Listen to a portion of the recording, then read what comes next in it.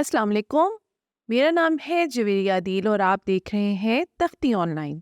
کئی صدیوں تک ہم یہ سمجھتے تھے کہ ہماری زمین فلیٹ ہے اور یہ کائنات کا مرکز ہے، جبکہ باقی تمام سیارے اور یہاں تک کہ ہمارا سورج بھی اس کے گرد مختلف مداروں میں گھوم رہے ہیں۔ ایسا محض اس لیے تھا کہ اس وقت تک سائنس اتنی ایڈوانس نہ تھی۔ اس کے علاوہ ہم تصور کرتے تھے کہ ہمیں سب کچھ معلوم ہے اور ہمارے مطابق ہماری زمین کو ہی ساکن اور کائنات کا مرکز ہونا چاہیے تھا۔ لیکن جیسے جیسے سائنس ایڈوانس ہوتی گئی اور ہم نے محض مفروضوں پر یقین کرنے کے بجائے تجربات کرنا شروع کیے، تو ہمیں علم ہوا کہ زمین نہ تو کائنات کا مرکز تھی، نہ ہی ساکن اور نہ ہی فلیٹ تھی۔ وقت کے ساتھ دیکھتے ہی دیکھتے ہم نے نہ صرف زمین کے متعلق حیران کن حقائق سے پردہ اٹھا دیا، بلکہ ہمارے کہکشاں یعنی ملکی وے میں اس کی پوزیشن معلوم کرنے میں بھی کامیاب ہو گئے۔ اس سے پہلے کہ ہم یہ جانیں کہ ہم نے ملکی وے میں زمین کے پوزیشن کو کیسے معلوم کیا، ہمیں ملکی وے کے سٹرکچر کا علم ہونا بہت ضروری ہے، اور اس کو سمجھنے میں آسمان نے ہماری مدد کی۔ جب ہم نے رات آسمان پر بہت کم روشن ستاروں کے جھرمٹ کو دیکھا تو ہمیں معلوم ہوا کہ یہ ہماری کہکشاں کا حصہ ہے۔ مدھم ستاروں کے اس جھرمٹ کو بینڈ کہا جاتا ہے۔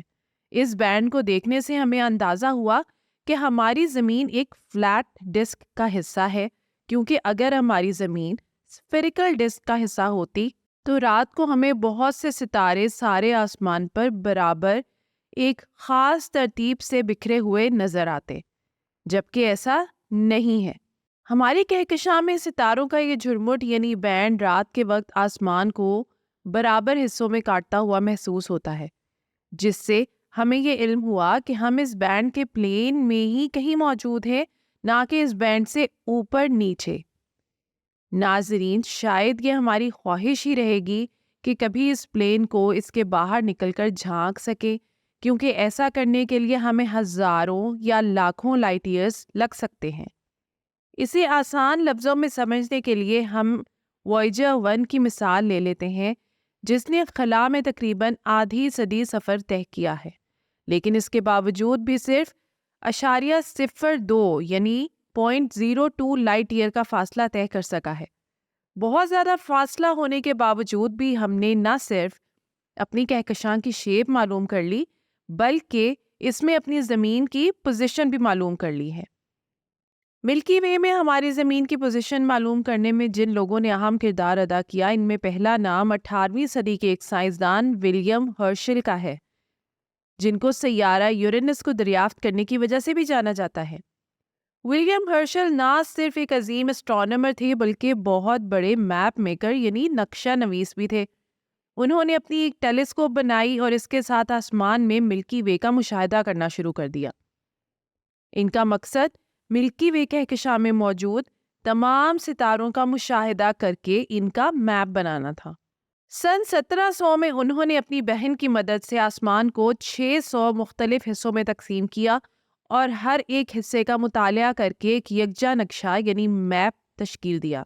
اس میپ کو دیکھتے ہوئے انہوں نے کہا کہ ہماری کہکشاں ایک ڈسک شیپ سٹرکچر رکھتی ہے اور ہمارے سولر سسٹم کی پوزیشن اس ڈسک کے مرکز کے قریب ہی ہے۔ یوں تو ہرشل کا میپ مکمل طور پر درست نہ تھا، کیونکہ اس میں وہ تمام ستارے شامل نہیں تھے جو زمین سے انٹرسٹیلر ڈسٹ کی وجہ سے نہیں دکھ پائے تھے، لیکن اس میپ نے ملکی وے کو سمجھنے میں ہماری بہت مدد کی، کیونکہ یہ پہلا میپ تھا جس نے ملکی وے کے متعلق ڈسک شیپ سٹرکچر کی معلومات دیں۔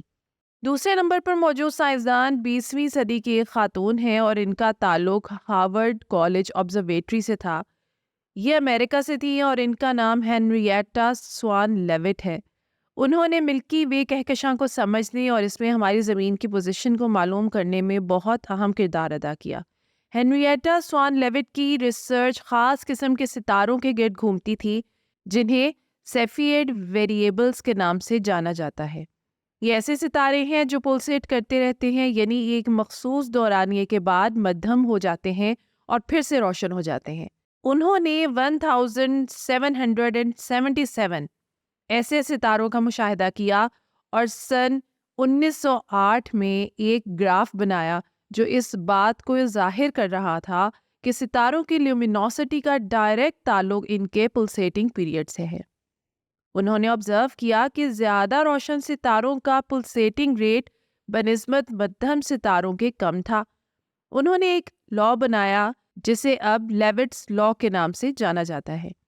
اس قانون نے سیفیرڈ ویریبلز کا فاصلہ معلوم کرنے میں ہماری مدد کی۔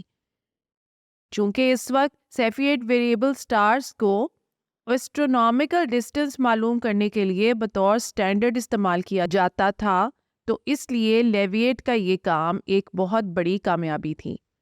اس لا کی مدد سے اب سائنسدان 20 ملین لائٹ ایئر تک کے فاصلے معلوم کر سکتے تھے۔ اب آپ سوچ رہے ہوں گے کہ آخر اس کام نے ملکی وے میں ہمارے سولر سسٹم کی پوزیشن معلوم کرنے میں کیسے ہماری مدد کی؟ تو اسے سمجھنے کے لیے ایک اور اہم نام کا تذکرہ بہت ضروری ہے، جس سے دنیا میں ایڈون ہبل کے نام سے جانا جاتا ہے۔ ناظرین، 1920 سے پہلے یہ سمجھا جاتا تھا کہ ہماری کائنات بس ایک ہی گیلیکسی پر مشتمل ہے، یعنی ہماری ملکی وے گیلیکسی۔ دراصل اس وقت بھی ہمارے پاس ہماری کہکشاں کے قریب موجود کہکشاؤں کی تصویریں تھیں، جیسا کہ اینڈرومیڈا گیلیکسی، لیکن یہ سمجھا جاتا تھا کہ یہ تصویریں ہماری ہی کہکشاں کے ستاروں کی ہیں اور کائنات میں بس ایک ہی گیلیکسی موجود ہے۔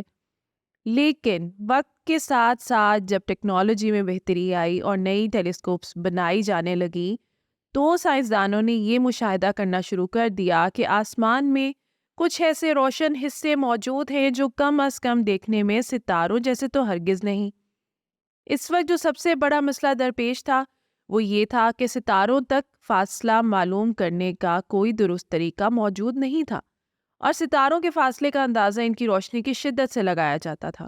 یہ وہ وقت تھا جب لیوٹ کے لا نے اہم کردار ادا کیا، کیونکہ اس لا کے مطابق ہم سیفیرڈ ویریبلز کو استعمال کر کے 20 ملین لائٹ ایئر دور تک کا فاصلہ معلوم کر سکتے تھے۔ اس لا کو استعمال کرتے ہوئے ایڈون ہبل نے اینڈرومیڈا گیلیکسی میں موجود ایک سیفیرڈ ویریبل سٹار کا مطالعہ کیا اور اس سے اینڈرومیڈا گیلیکسی کا زمین سے فاصلہ معلوم کرنے کی کوشش کی۔ انہوں نے جو رزلٹ معلوم کیا وہ اگرچہ درست رزلٹ سے تقریباً 3 گنا کم تھا، لیکن سائنسدانوں کو چونکا دینے کے لیے کافی تھا۔ انہوں نے جو رزلٹ معلوم کیا اس کے مطابق اینڈرومیڈا گیلیکسی کا ہماری کہکشاں سے فاصلہ 9,30,000 لائٹ ایئرز تھا۔ یہ رزلٹ یہ ثابت کرنے کے لیے کافی تھا کہ اینڈرومیڈا گیلیکسی ہماری کہکشاں کی حدود سے باہر ہے۔ اس نتیجے نے کائنات کے متعلق ہمارے اس نظریے کو بدل دیا کہ یہ محض ایک ہی گیلیکسی پر مشتمل ہے۔ اینڈرومیڈا گیلیکسی کے فاصلے کو معلوم کرنے کے بعد اور یہ جان لینے کے بعد کہ یہ کہکشاں بھی ہماری ملکی وے کہکشاں ہی کی طرح کی ہے، جو سب سے بڑا سوال پیدا ہوا وہ یہ تھا کہ اگر ایسا ہے تو ہم اپنی کہکشاں یعنی ملکی وے کے کس حصے میں موجود ہیں، یعنی اپنی کہکشاں میں ہماری پوزیشن کیا ہے۔ اس حوالے سے ایک امریکی ماہر فلکیات ہارلو شیپلی کا کام قابل ذکر ہے۔ پہل تو ہارلو شیپلی یہ سمجھتے تھے کہ آسمان پر ہمیں جو کچھ بھی نظر آتا ہے وہ ہماری کہکشاں ملکی وے کا حصہ ہے، لیکن ایڈون ہبل کے کام کے بعد انہوں نے نہ صرف ان کے کام کی تائید کی بلکہ اپنی غلطی کو تسلیم کرتے ہوئے اپنے اس نظریے کو ترک کر کے ریسرچ شروع کی۔ محض 6 سالوں میں 1249 کہکشاؤں کی کھوج کر کے ایک لمبی فہرست ترتیب دی۔ سن 1914 سے 1918 کے درمیان شیپلی کی 4 سالہ جدوجہد نے ہمارے سوال کا جواب تلاش کرنے میں اہم کردار ادا کیا کہ ملکی وے میں ہماری پوزیشن کیا ہے۔ اس دوران شیپلی نے ٹیلیسکوپ کا استعمال کرتے ہوئے گلوبولر کلسٹرز کا مطالعہ کرنا شروع کیا۔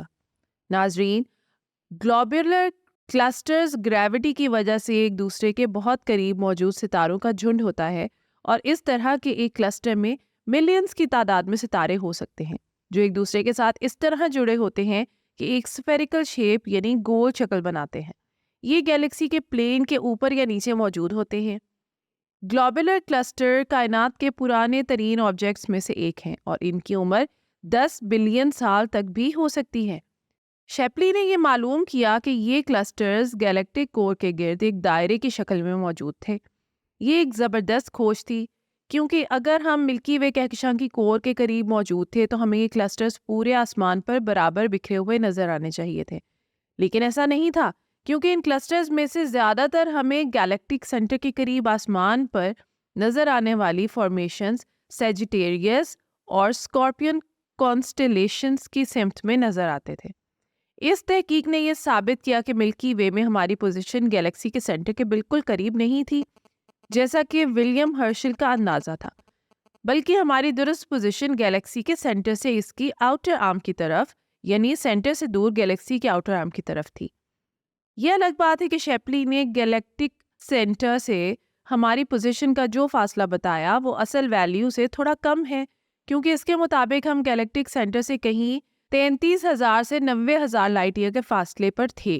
ٹیکنالوجی اور اسٹرانومی میں جدت کے بعد ہم یہ معلوم کر چکے ہیں کہ ہمارا سولر سسٹم ایک پارشل آرم کے قریب موجود ہے، جسے اورائن اسپر یا اورائن آرم بھی کہا جاتا ہے، جو سیجیٹیریس آرم اور پرسیوس آرم کے درمیان ملکی وے کے مرکز سے تقریباً 26,000 لائٹ ایئر کے فاصلے پر ہے۔